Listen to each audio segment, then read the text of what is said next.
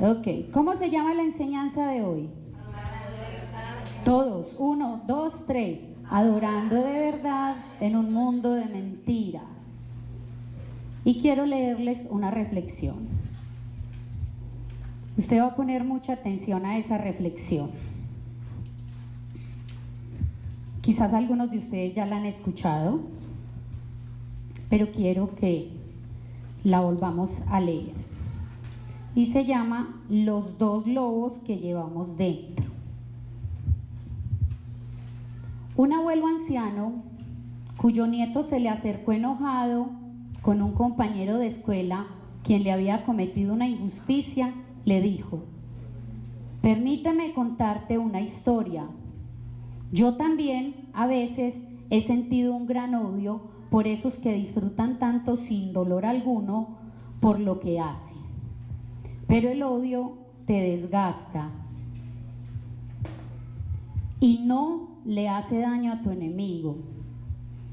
Es como tomarse un veneno deseando que muera tu enemigo. He luchado con estos sentimientos muchas veces. ¿Alguno de ustedes ha luchado con esos sentimientos? Estoy con el público indicado entonces. Continúo. Es como si hubiera dos lobos dentro de mí. Uno es bueno y no daña. Vive en armonía con todo lo que está a su alrededor y no se ofende cuando se trata de ofenderlo. Solo peleará cuando es correcto hacerlo y lo hará en la forma correcta. Pero el otro lobo, está lleno de rabia. La más pequeña cosa lo pondrá en un ataque de ira. Pelea con todo el mundo, todo el tiempo. Por ninguna razón, pelea. No puede pensar porque su rabia y odio son demasiado grandes. Es difícil vivir con estos dos lobos dentro de mí, porque ambos intentan dominar mi espíritu. El chico miró fijamente a los ojos de su abuelo y preguntó: ¿cuál lobo gana, abuelo? El abuelo solemnemente dijo: el que yo alimente. Así que, querido amigo, ¿cuál de los dos lobos alimentas?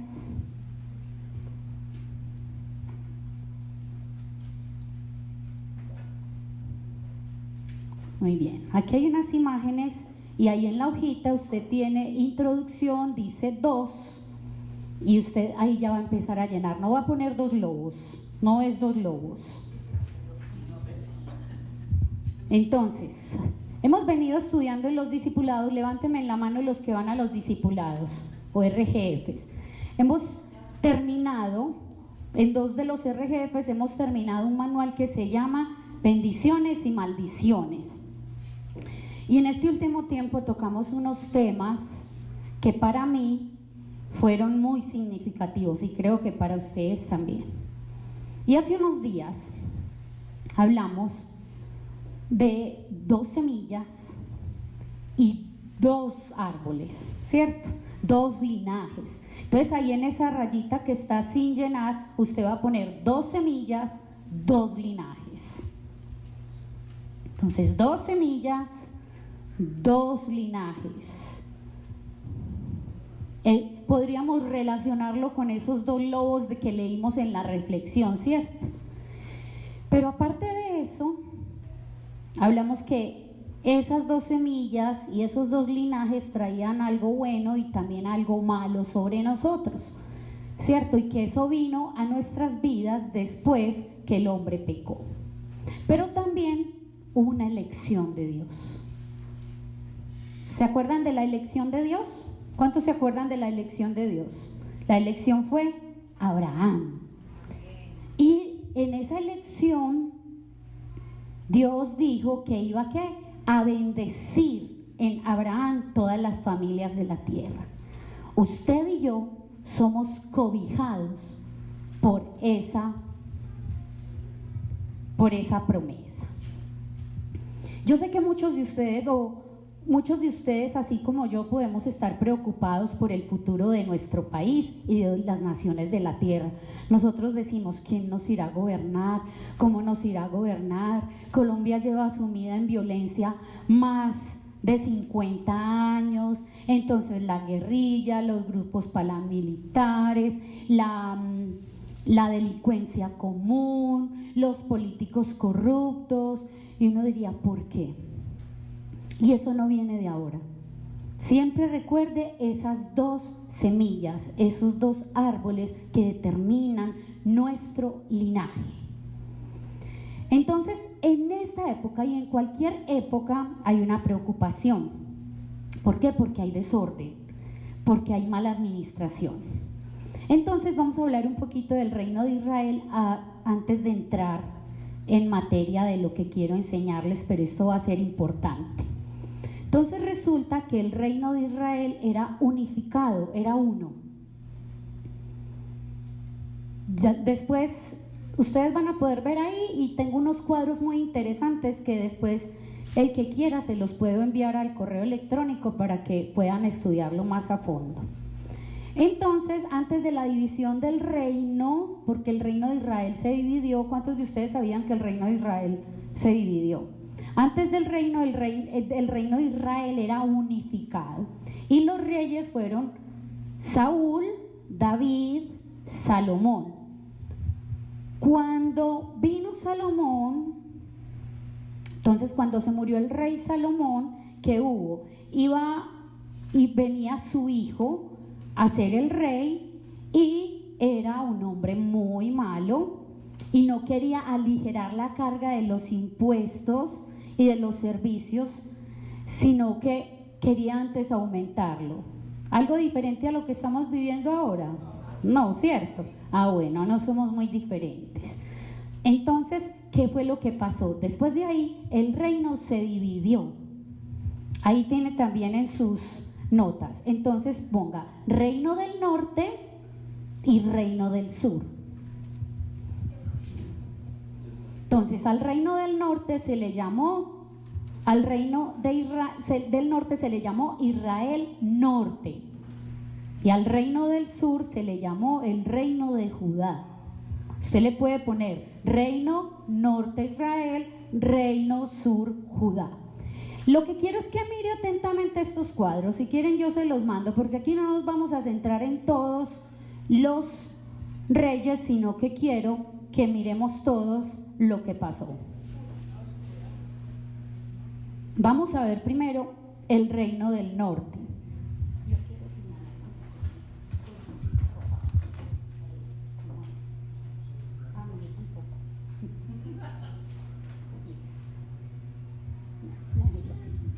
Muy bien, entonces vamos a ver el reino del norte. Ahora les voy a mostrar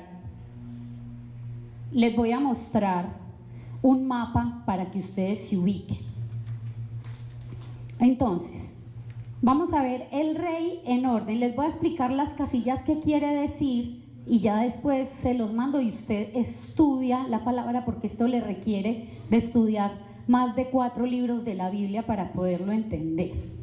Entonces, nos vamos a centrar en una casilla, pero quiero que miren las casillas. Entonces, aquí va el nombre del rey, aquí va la fecha en la que reinó. Siempre todos estos reyes fueron antes de Cristo, por eso dice aquí antes de Cristo.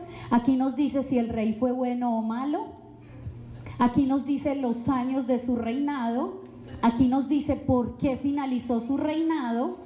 Y aquí están las citas bíblicas. ¿Cuántos quieren tener estos cuadros?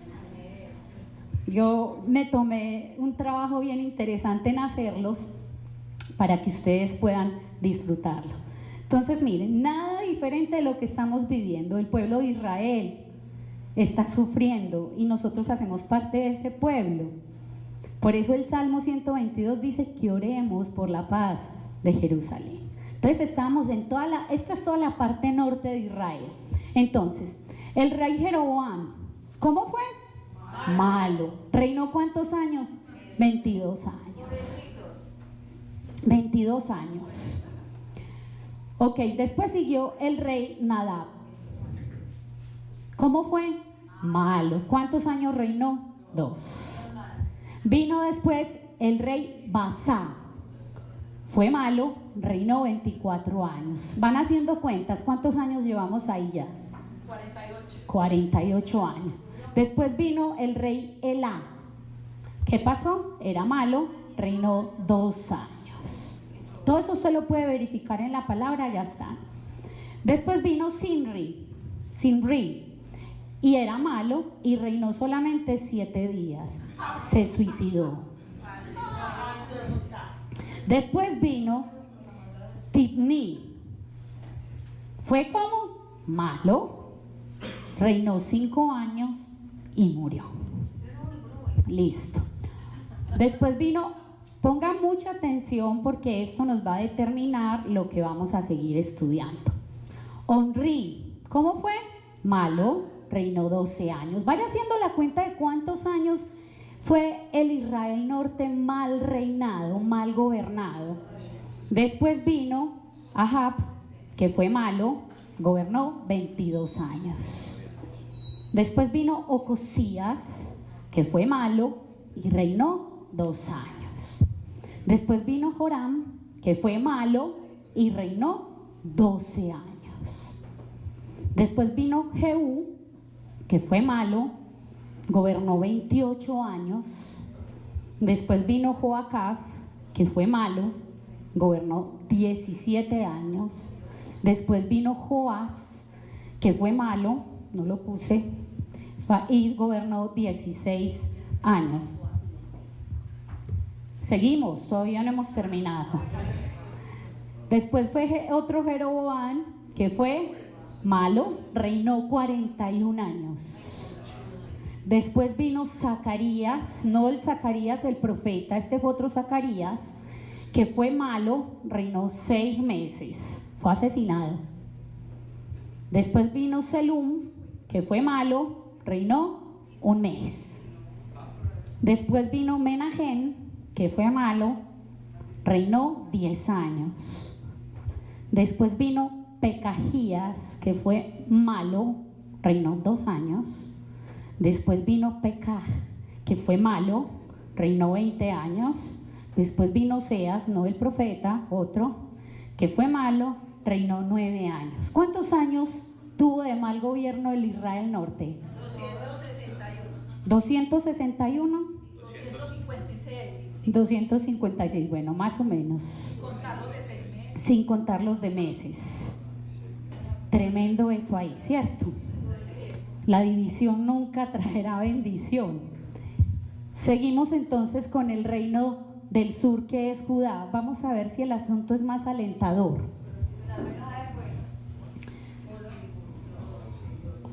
Ok, entonces Roboam, que fue malo y reinó 17 años. Abías, que fue malo y gobernó 3. Asa, que fue bueno y gobernó 41. Josafat, que fue bueno y reinó 25. Joram, que fue malo y reinó 8. Ocosías, que fue malo y reinó 1.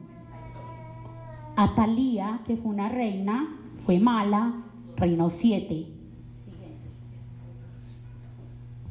Joás, que fue bueno y reinó 40. Amasías fue bueno y reinó 29. Osías fue bueno y reinó 52. Jotam fue bueno, reinó 16. Ahaz fue malo, reinó 16. Ezequías fue bueno, reinó 29. Manasés fue malo, reinó 55. Amón fue malo, reinó 2. Este está señalado. ¿Por qué creen que está señalado? Porque hoy vamos a hablar de Josías. Josías fue bueno, reinó 31 años. Después de Josías vino Joacás, que fue malo, reinó 3 meses. Después vino Joaquín, que fue malo, reinó 11. Después vino otro Joaquín, que fue malo, reinó 3 meses. Después vino Sedecías, que fue malo, y reinó 11 años. Ustedes dirán, ¿para qué todo este trabajo de investigación? Me tomé un tiempo investigando, pero todo esto tiene una razón de ser. Hablamos al principio que nosotros venimos. ¿Cuántos años hubo ahí de buen reinado y de mal reinado? ¿Cierto? Eso, ¿quién quiere tener estos cuadros en sus correos electrónicos para que lo estudie con citas bíblicas y todo? Se los voy a enviar. Al final Laurelisa toma los correos electrónicos y envío la presentación a los que quieran. Entonces hoy vamos a hablar del rey Josías, que según eso fue el último rey bueno que tuvo el reino de Judá. Entonces, vamos a leer, voy a invitar a la pastora Cheche que va a leernos un pasaje bíblico que es largo, pero de ahí les voy a hacer un análisis. Yo les voy a explicar, entonces vamos a escuchar atentamente. Muy bien. Dice así, segundo libro de Crónicas 34. Vamos a leer del 1 al 33. Y dice así: de 8 años era Josías cuando comenzó a reinar, y 31 años reinó en Jerusalén. Este hizo lo recto ante los ojos de Jehová y anduvo en los caminos de David su padre, sin apartarse a la derecha ni a la izquierda. A los 8 años de su reinado, siendo aún muchacho, comenzó a buscar al Dios de David su padre, y a los 12 años comenzó a limpiar a Judá, a Jerusalén, de los lugares altos, imágenes de acera, esculturas e imágenes fundidas. Y derribaron delante de él los altares de los Baales, e hizo pedazos las imágenes del sol, que estaban puestas encima. Despedazó también las imágenes de acera, las esculturas y estatuas fundidas, y las desmenuzó, y esparció el polvo sobre los sepulcros de los que habían ofrecido sacrificios. Quemó además los huesos de los sacerdotes sobre sus altares, y limpió a Judá y a Jerusalén. Lo mismo hizo en las ciudades de Manasés, Efraín, Simeón y hasta Neftalí, y en los lugares asolados alrededor. Y cuando hubo derribado los altares y las imágenes de acera, y quebrado y desmenuzado las esculturas, y destruido todos los ídolos por toda la tierra de Israel, volvió a Jerusalén. A los 18 años de su reinado, después de haber limpiado la tierra y la casa, envió a Safán, hijo de Azalía, a Masías, gobernador de la ciudad, y a Joá, hijo de Joacás, canciller, para que reparasen la casa de Jehová su Dios. Vinieron entonces estos al sumo sacerdote Hilcías, y dieron el dinero que había sido traído a la casa de Jehová, que los levitas que guardaban la puerta habían recogido de mano de Manasés y de Efraín, y de todo lo remanente de Israel, de toda Judá y Benjamín, y de los habitantes de Jerusalén. Y lo entregaron en manos de los que hacían la obra, que eran mayordomos en la casa de Jehová, los cuales lo daban a los que hacían la obra y trabajaban en la casa de Jehová para reparar y restaurar el templo. Daban asimismo a los carpinteros y canteros para que comprasen piedra de cantería y madera para los armazones y para la entabladura de los edificios que habían destruido los reyes de Judá. Y estos hombres procedían con fidelidad en la obra, y eran sus mayordomos Jaat y Abdías, levitas de los hijos de Merarí, y Zacarías y Mesulam, de los hijos de Coab, para que activasen la obra, y de los levitas todos los entendidos en instrumentos de música. También velaban sobre los cargadores y eran mayordomos de los que se ocupaban en cualquier clase de obra, y de los levitas había escribas, gobernadores y porteros. Y al sacar el dinero que había sido traído a la casa de Jehová, el sacerdote Hilcías halló el libro de la ley de Jehová dado por medio de Moisés. Y dando cuentas Hilcías dijo al escriba Safán: yo he hallado el libro de la ley en la casa de Jehová. Y dio Hilcías el libro a Safán. Y Safán lo llevó al rey y le contó el asunto, diciendo: tus siervos han cumplido todo lo que les fue encomendado. Han reunido el dinero que se halló en la casa de Jehová y lo han entregado en manos de los encargados y en manos de los que hacen la obra. Además de eso, declaró el escriba Safán al rey, diciendo: el sacerdote Hilcías me dio un libro, y leyó Safán en él delante del rey. Luego que el rey oyó las palabras de la ley, rasgó sus vestiduras, y mandó a Hilcías y a Icán, hijo de Safán, y a Abdón, hijo de Micaía, y a Safán, escriba, y a Asaías, siervo del rey, diciendo: andad, consultad a Jehová por mí y por el remanente de Israel y de Judá acerca de las palabras del libro que se ha hallado, porque grande es la ira de Jehová que ha caído sobre nosotros, por cuanto nuestros padres no guardaron la palabra de Jehová, para hacer conforme a todo lo que está escrito en este libro. Entonces Hilcías y los reyes fueron a Hulda, profetisa, mujer de Salún, hijo de Tikvah, hijo de Arjab, guarda de las vestiduras, la cual moraba en Jerusalén en el segundo barrio, y le dijeron las palabras antes dichas. Y ella respondió: Jehová Dios de Israel ha dicho así: decid al varón que os ha enviado a mí, que así ha dicho Jehová: he aquí, yo traigo mal sobre este lugar y sobre los moradores de él todas las maldiciones que están escritas en el libro que leyeron delante del rey de Judá, por cuanto me han dejado y han ofrecido sacrificio a dioses ajenos, provocándome a ira con todas las obras de sus manos. Por tanto se derramará mi ira sobre este lugar y no se apagará. Mas al rey de Judá, que os ha enviado a consultar a Jehová, así le diréis: Jehová, el Dios de Israel, ha dicho así: por cuanto oíste las palabras del libro y tu corazón se conmovió y te humillaste delante de Dios al oír sus palabras sobre este lugar y sobre sus moradores, te humillaste delante de mí y rasgaste tus vestiduras y lloraste en mi presencia, yo también te he oído, dice Jehová.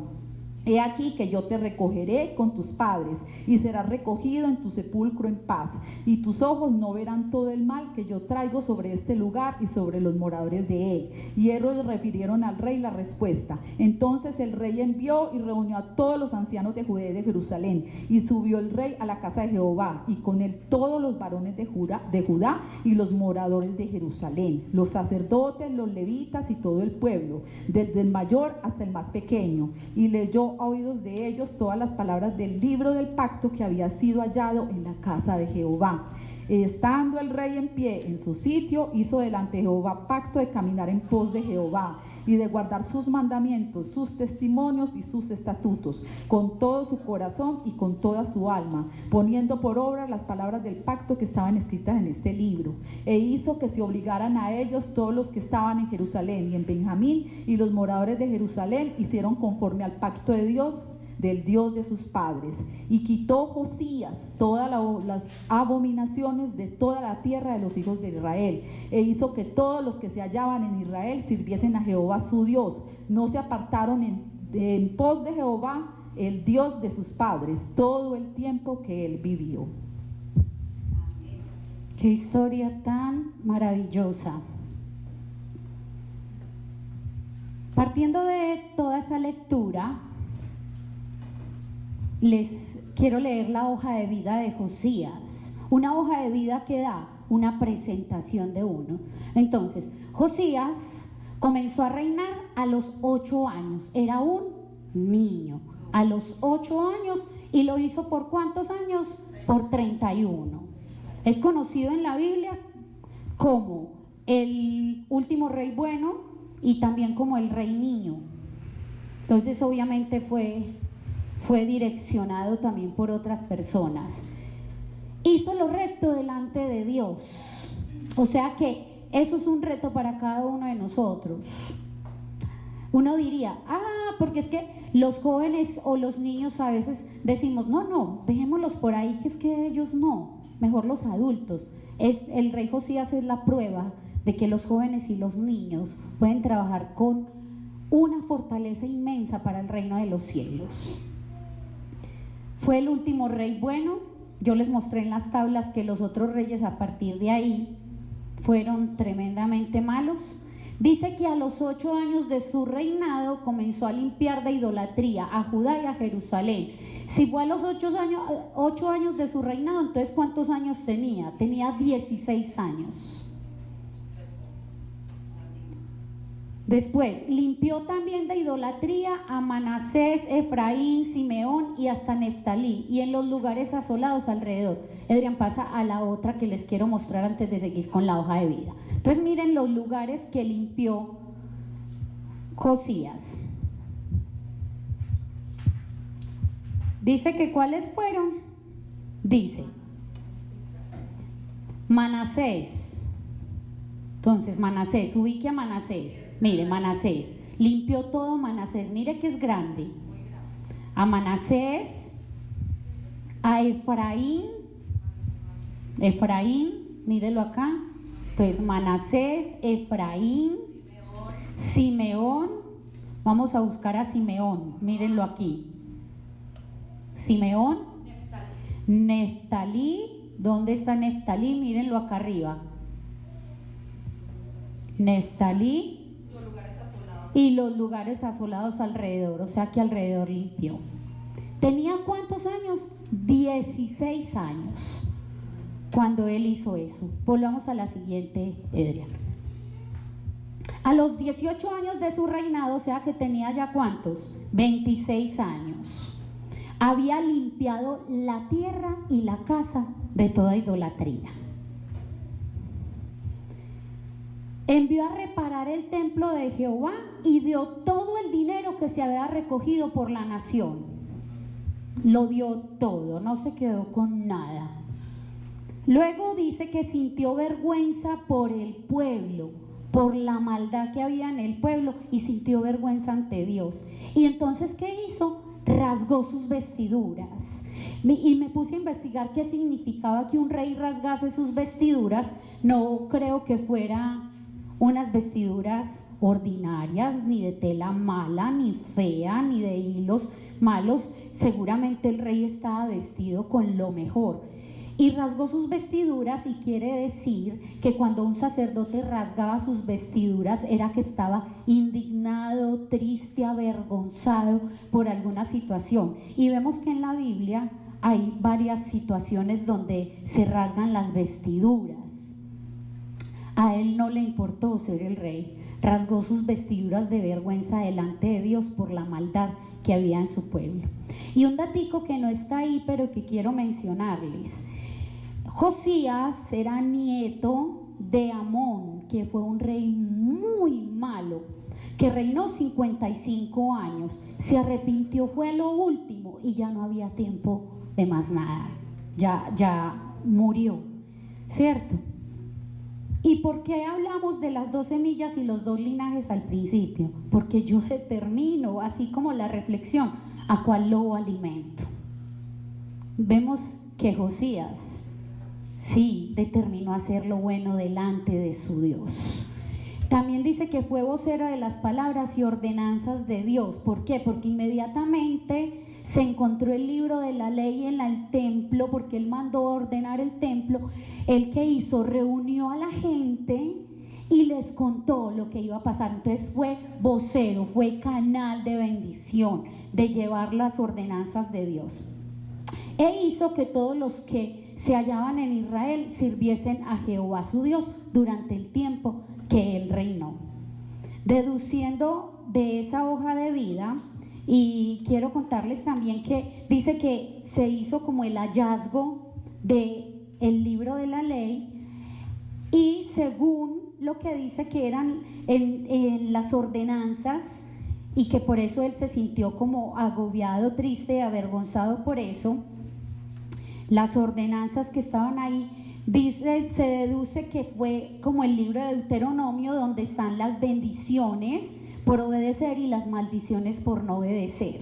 Se deduce que fue Deuteronomio.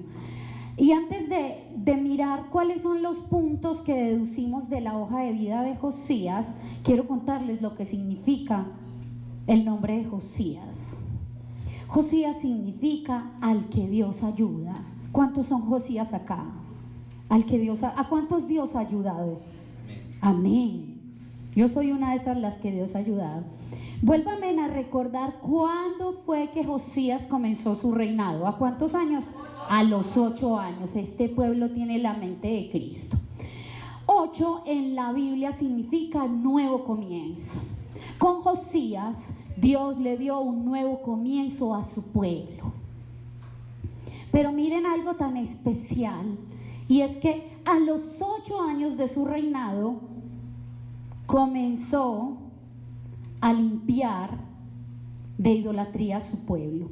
O sea que hay un doble nuevo comienzo. 8 más 8 son 2 8, o sea, doble nuevo comienzo para el pueblo. ¿Cuántos quieren también ese nuevo comienzo, ese doble nuevo comienzo? ¿Cuántos han necesitado comenzar una y otra vez? Hoy Dios nos está diciendo que hay una oportunidad para comenzar una y otra vez. Josías venía de un pasado terrible y él determinó en su corazón que no iba a seguir por ese linaje de maldad. Él determinó en su corazón que iba a servir al Dios de David su padre, porque cuando comenzamos a leer en el primer libro de Crónicas 34, dice que Josías siguió ¿qué? El camino de David su padre, o sea, de sus generaciones, porque él no conoció a David, y dice que no se apartó ¿qué? Ni a diestra ni a siniestra, no se apartó de los caminos del Señor, y era un niño. O sea que es que yo soy muy joven, acabo de conocer de Dios, no tiene excusa, no la tiene. Entonces vamos a ver qué deducimos de esa hoja de vida tan prominente de Josías. Vamos al primero, y usted tiene ahí en el número 1. Podemos deducir entonces que Dios siempre está dispuesto a darnos otro ¿qué? Nuevo comienzo. Escriba ahí, nuevo comienzo, cuando nuestro corazón se humilla delante de Él. Y vamos a buscar, usted va a buscar en sus Biblias el Salmo 51:17, y yo lo voy a leer para ustedes. Dice: los sacrificios de Dios son el espíritu quebrantado. ¿El espíritu qué? Quebrantado. Al corazón contrito y humillado no desprecias tú, oh Dios. Nosotros podemos siempre tener un nuevo comienzo y no tenemos que hacer muchas cosas. Muchas veces en nuestras fuerzas nosotros estamos buscando agradar a Dios, cuando nosotros somos amados y recibidos y aceptados por Dios por el solo hecho de que Él fue nuestro creador. Entonces, el verdadero evangelio es cuando yo soy aceptado por Cristo y por eso yo obedezco. También lo hemos estudiado en los discipulados. Pero religión, yo no puedo pedir un nuevo comienzo cuando estoy viviendo de la religión y creo que necesito hacer muchas cosas para poder ser aceptado por Dios, porque las muchas cosas que hagamos no servirán para ser aceptados por Dios. Entonces, ¿qué es lo que realmente necesitamos para un nuevo comienzo? Un corazón contrito y humillado, porque su palabra dice que ese es el corazón que Él no desprecia. ¿Cuántos a partir de hoy quieren un corazón contrito y humillado? Pero de verdad, porque a veces tenemos un falso arrepentimiento. Vamos entonces a mirar qué otra cosa deducimos, la segunda cosa que deducimos de la hoja de vida de Josías. Y es que la búsqueda de Dios, cuando nosotros empezamos a buscar de Dios, inevitablemente esto evidenciará la obligación en nuestras vidas de erradicar cualquier tipo de idolatría. Entonces, escriba ahí, idolatría, en ese espacio que tiene vacío. Miren, mis amados, nosotros somos seres creados para adorar. Y yo les digo una cosa: o adoramos a Dios o adoramos cualquier cosa que se nos atraviese. Y aquí voy a hacer una encuesta y usted va a ver, usted va a ir chuleando o poniendo una X en lo que usted va cumpliendo o no. ¿Cuántos de ustedes quieren saber si usted es un idólatra o a qué está idolatrando? Muy bien, entonces atento a la encuesta. Miren, es sencilla. Piensen esto: ¿en qué se está yendo su dinero? Solo piénselo, no lo hable. ¿En qué se está yendo su tiempo? ¿En qué se está yendo su energía? Mire esas tres cosas: su tiempo, en qué lo está gastando, su dinero y su energía. Y estamos descubriendo a quién estamos adorando. Tenaz. ¿Cuántos sacaron 3 buenas de 3? ¿Cuántos sacaron 2? ¿Cuántos perdieron ese diagnóstico, esa evaluación? Perdimos esa evaluación, ¿cierto? Eso quiere decir que tenemos dioses en nuestra vida. Efesios 1:12, la primera parte de Efesios 1:12 dice: a fin que seamos para la alabanza de su gloria. Eso dice esa primera parte. Cuando nosotros vemos que el objeto de nuestra adoración no es Dios, entonces nosotros tenemos que hacer algo que nos enseñó el pastor Luis Alfonso hace mucho tiempo, lo que era un verdadero arrepentimiento, que es dar media vuelta y volver al camino correcto. Y el camino correcto es Jesús, porque la Biblia dice en Juan 14:6 que Él es el camino, la verdad y la vida, y que nadie llega al Padre si no es por Él. Josías había podido seguir siendo malo, pero él cambió el rumbo del camino que él llevaba. Nosotros podemos muchas veces excusarnos detrás de: es que mis padres no adoraron a Dios, es que no, en mi familia toda la vida se ha hecho eso, no, es que pobrecito yo, vea, no tengo ni dinero, ni tiempo, ni cómo servir a Dios, no, pobrecito yo, lo único que me queda en la vida es ser malo. Falso. Usted puede determinar cambiar de rumbo, porque así como nos enseñó la pastora Cheche, todos hemos sido llamados a ser sacerdotes. Todos hemos sido llamados a ser reyes. Nosotros podemos ser esos Josías que cambian el rumbo de esta nación. Porque Jesús con 12 cambió el mundo. Nosotros podemos determinar eso también en nuestras vidas. Pero tenemos que erradicar la idolatría, porque el primer mandamiento de la ley de Dios dice que no tendrás dioses ajenos delante de mí, porque Dios es un Dios ¿qué? Celoso. Entonces, cuando yo delante de mí pongo un montón de dioses que usted ya los tiene en su mente, porque usted ya sabe en qué se le está yendo su dinero, en qué se le está yendo su tiempo y en qué se le está yendo su energía, o sus ganas o su entusiasmo, llámelo como usted bien le parece, pero todos, sin excepción de ninguno, tenemos dioses que desterrar de nuestra vida, porque con esos dioses nosotros no podemos compartir esa silla. La silla de la soberanía de Dios le pertenece ¿a quién? A Dios. Lo que hizo Josías fue quitar de la silla primera a todos esos reyes, de idolatría, a todos esos dioses que el pueblo había montado, que sus antepasados habían montado. ¿Y qué hizo? Limpió la casa. Yo escucho un dicho muy particular en las mamás paisas. Cuando hacen aseo general a la casa dicen: hoy saqué el diablo de la casa. Yo no sé si ustedes lo han escuchado, pero yo lo escucho mucho. Saqué el diablo. Ok, es tiempo de sacar el diablo de nuestras vidas, de limpiar nuestra casa. Repita conmigo: voy a limpiar mi casa de toda idolatría. Bueno, vamos a ver qué otra cosa, la tercera cosa que nosotros podemos deducir de la hoja de vida de Josías es: escriba ahí, empieza, trabaja con ahínco. ¿Ahínco qué es? Fuerza, entusiasmo, valor, fortaleza. Trabaja con ahínco para la casa del Señor.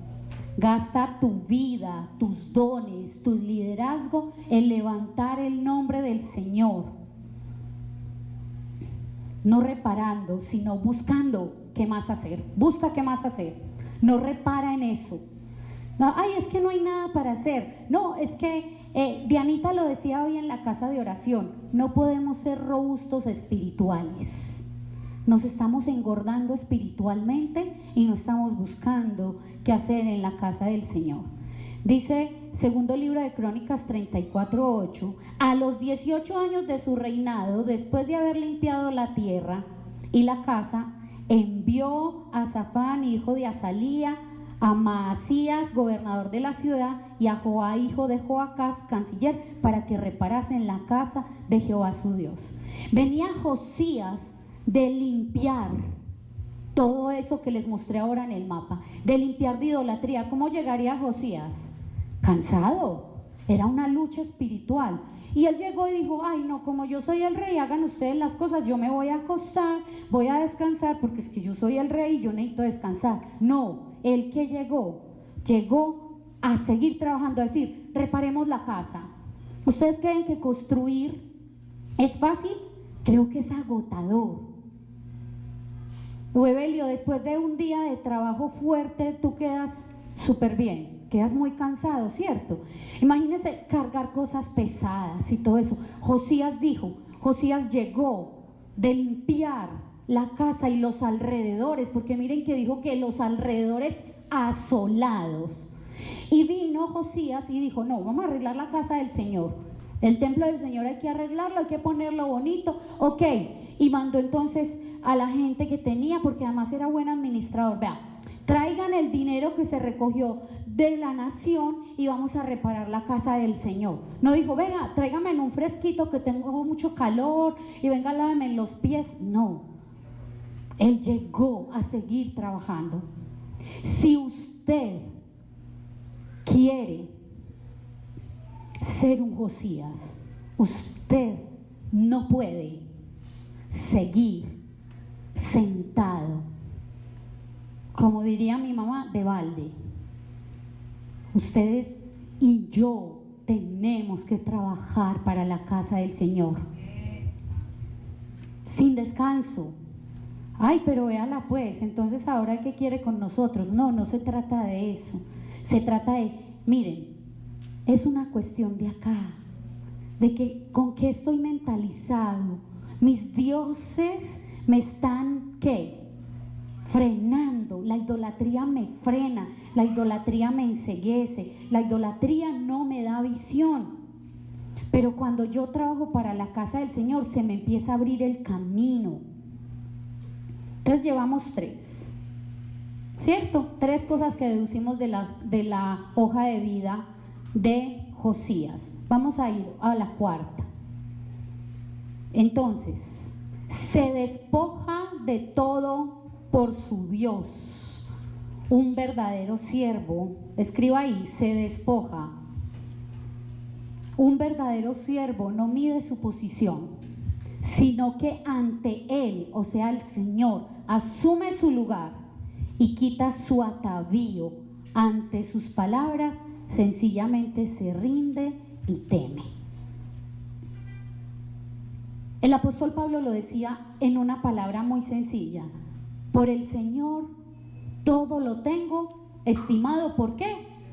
Por basura. Pablo lo decía de esa manera. Josías dice así: además de esto, declaró el escriba Safán al rey, diciendo: el sacerdote Hilcías me dio un libro, y leyó Safán en él delante del rey. Luego que el rey oyó las palabras de la ley, rasgó sus vestidos.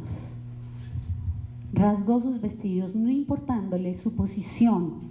Y recuerdan a alguien también así, el rey David también hizo lo mismo.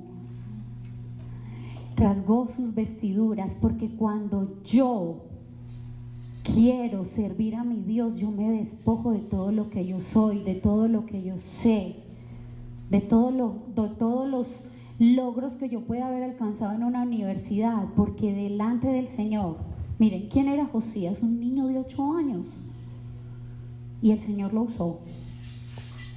Entonces yo creo que Dios puede usarnos a cada uno de nosotros. Las excusas de muchas personas es, no, yo no puedo servir porque es que yo no tengo nada de estudios, yo qué voy a poder hacer en la iglesia, ustedes necesitan gente letrada. No, usted, ya lo aprendimos en el primer punto, usted necesita un ¿qué? Un corazón contrito y humillado para que sea la mejor vasija en la que el Señor haga su obra. Y vamos a ver la quinta cosa que deducimos de la hoja de vida de Josías, y es que él cumple, un verdadero siervo, cumple con el verdadero, ahí ponga la palabra verdadero, con el verdadero evangelio. Llama a otros al arrepentimiento genuino, obedece la palabra de Dios y es canal para que otros lleguen a dicho conocimiento. Este siervo cumple la gran comisión. Miren lo que dice segundo libro de Crónicas 34, del 31 al 32.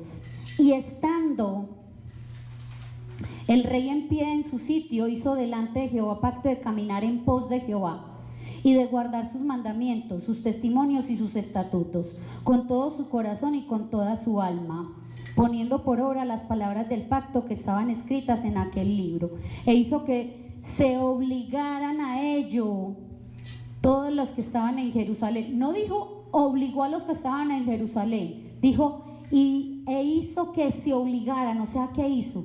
Cambió de mentalidad a la gente de su pueblo. Y los moradores de Jerusalén hicieron conforme al pacto de Dios, el Dios de sus padres. El verdadero evangelio es ¿quién? Cristo. Son las buenas nuevas de salvación. Si usted es un verdadero Josías, entonces usted debe ir por las naciones. Y acuérdense que aprendimos que las naciones no son solamente las naciones de la tierra, son las personas que no han conocido de Dios. Usted va a ir por las naciones. ¿Y qué? Va a predicar el evangelio. Y va a ir y va a anunciar las buenas nuevas de salvación a todo aquel que no conoce. ¿Cuántos dicen amén a eso? Amén. ¿Cuántos van a cumplir la gran comisión? ¿Cuántos van a replicar la palabra de Dios en otros? Si usted hiciera otra encuesta, si usted hiciera en este momento una encuesta de el tiempo que usted lleva en el Señor, ¿cuántas personas se ha ganado para Cristo? ¿Usted pasaría esa encuesta o no? ¿Cierto que ahí también perdemos? Y vamos a la conclusión, que ahí hay dos cosas importantes que llenar. Adorar a Dios verdaderamente, escríbalo.